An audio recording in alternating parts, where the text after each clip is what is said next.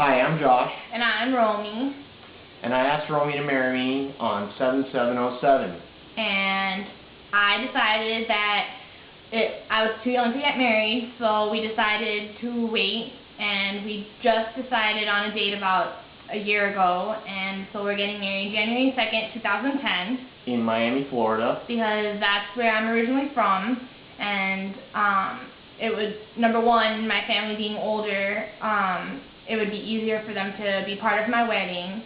And number two, it would give Josh's family, who is from New England and New Hampshire, an opportunity / excuse to go to Miami.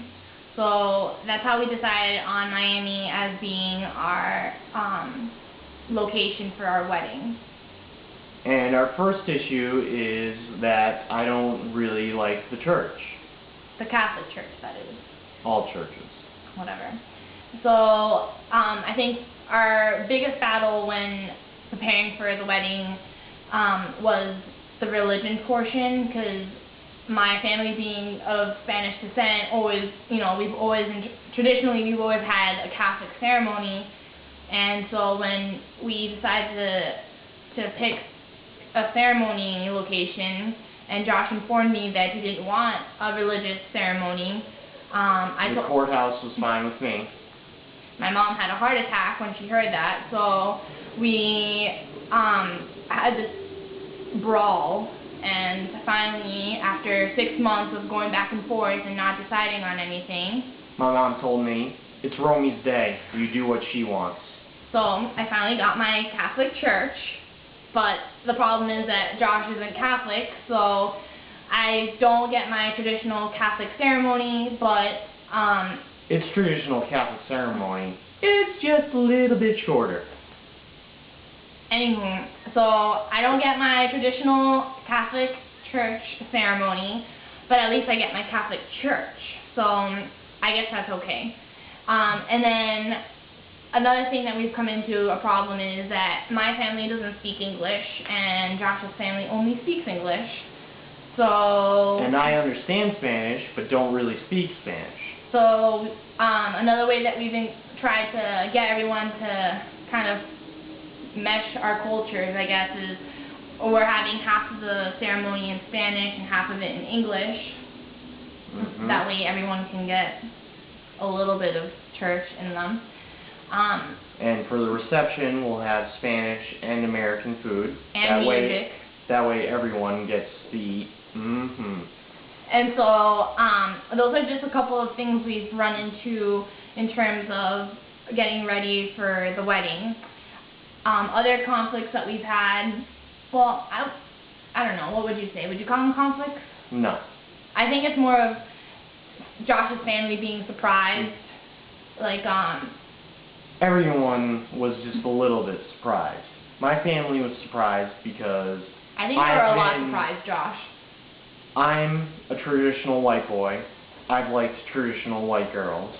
And then I tell my mom that I'm going to marry a Cubasian, as I like to call Romy, which is half Cuban, half Asian. And so I think everyone was surprised, like both your mom, your friends, because even when we first met, I told one of Josh's friends, which is how we met, I told him, oh, can you hook me up with your friend? And he was like, sorry, you're not his type. So I think that when he found out that we were getting married, he was kind of like, whoa, what's going on here? Yeah. So definitely there's been a lot of surprises for Josh's side. In terms of my side, I think my mom always thought that I would get married with an American, but she didn't think it would actually come true, but it did, so I don't know. I don't know how she feels about it.